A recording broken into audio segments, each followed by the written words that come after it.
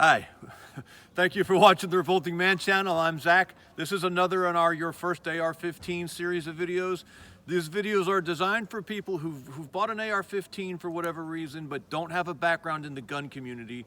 And I want to provide an accessible entryway into being an AR-15 owner that doesn't require any prior knowledge. And today what we're talking about is range etiquette, because if you've got this rifle and you want to learn how to use it, you're going to have to go to a range. Most backyards are not safe to shoot at a rifle caliber in. So you're going to have to go to a range. And I want you to know just some of the behavioral expectations or norms, behavioral norms, when you go to the range. And all of these are designed around safety.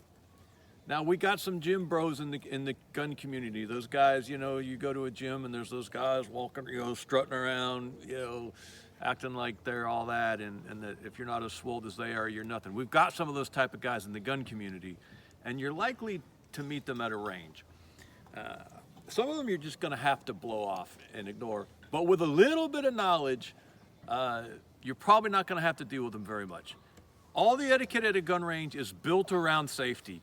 We want the people at a gun range want you and them to all go home safe, having accomplished their goals that day at that range.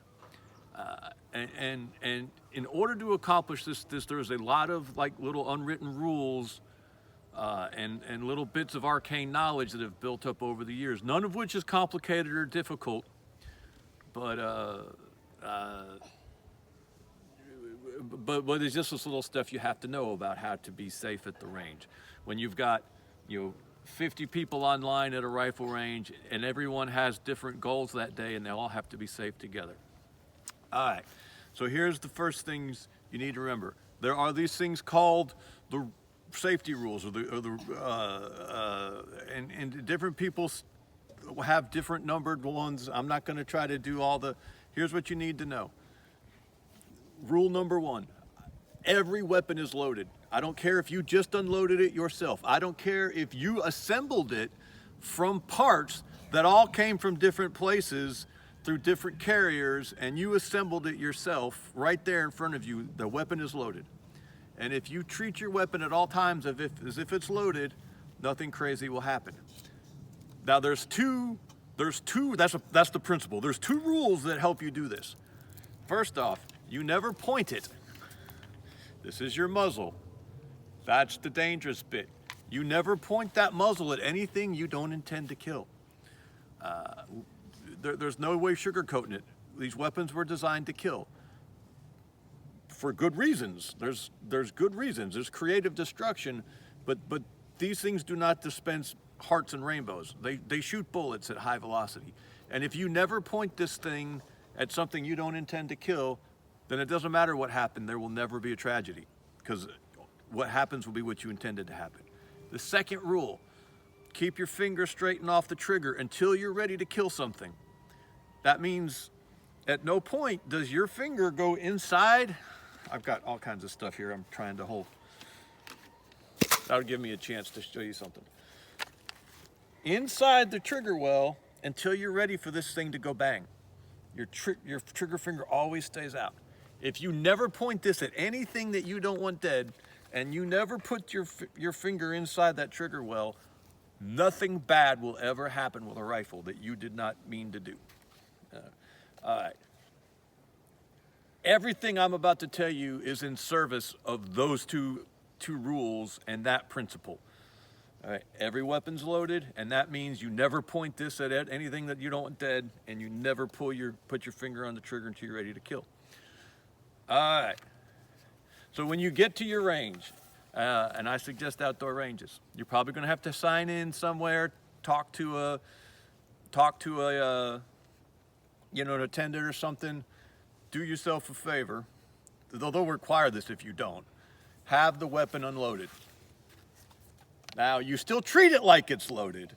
You treat it like it's loaded, but have it unloaded. That means that there is no magazine inserted. Drop the mag. And have the bolt locked to the rear. And have the weapon slung over your shoulder.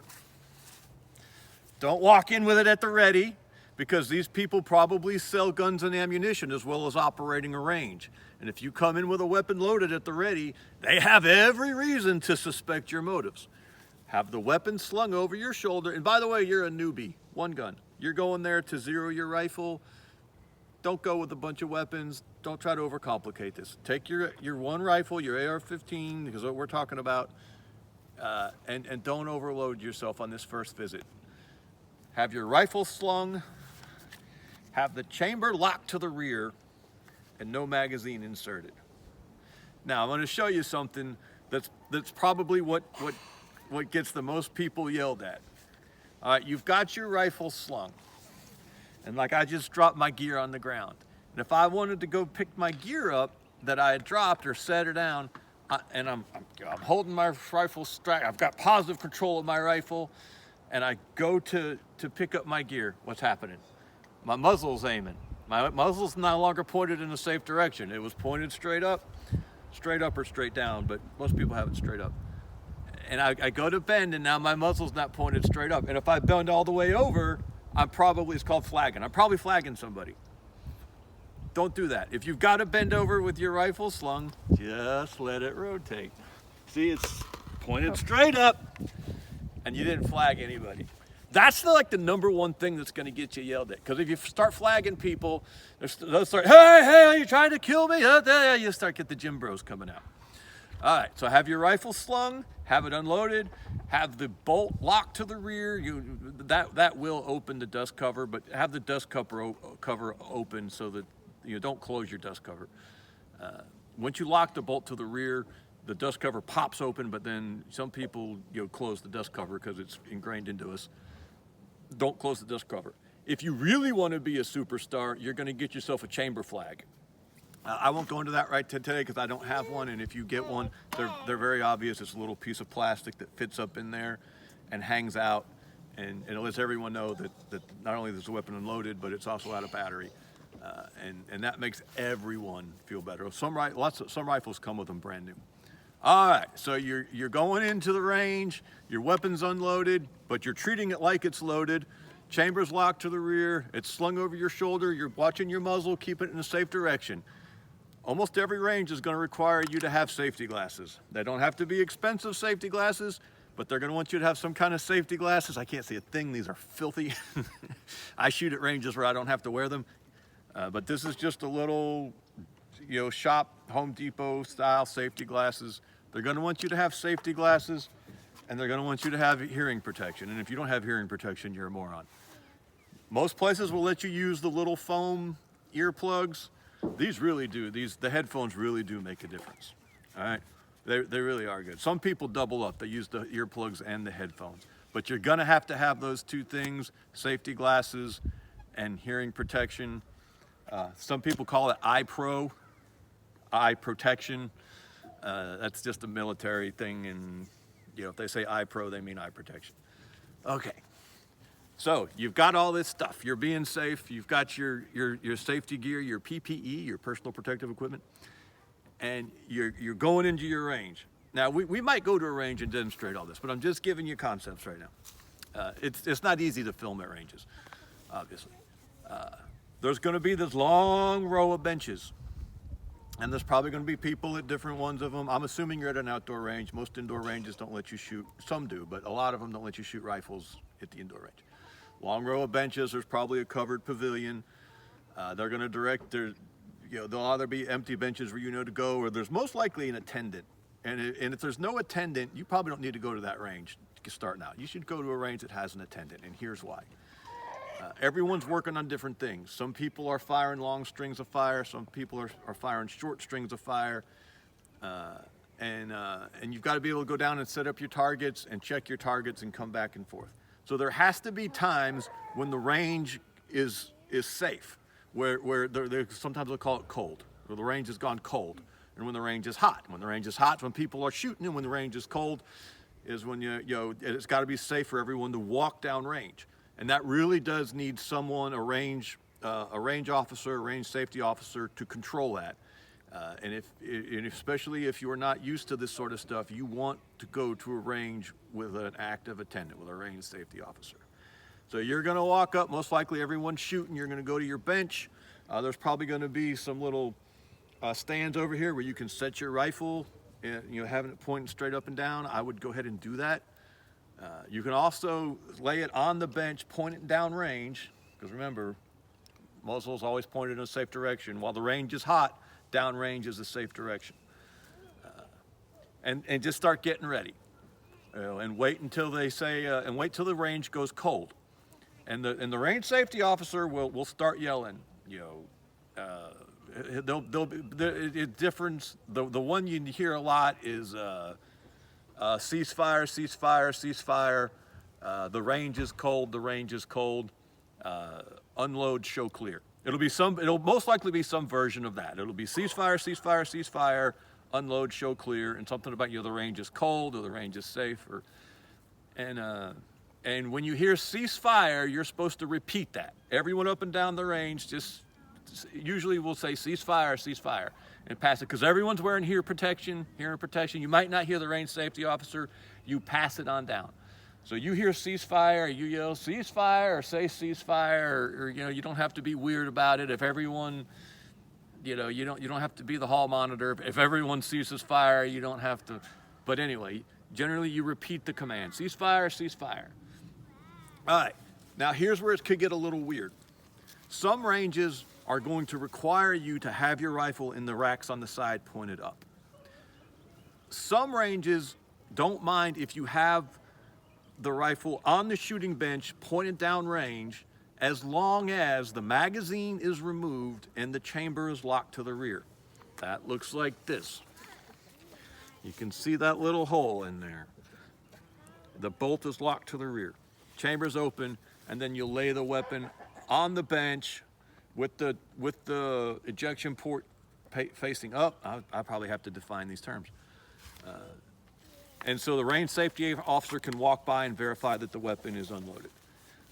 At that point, the range safety officer, when he has physically inspected every rifle and verified that it is unloaded, he will then say, all right, it's safe to go down range and set up your targets or check your targets.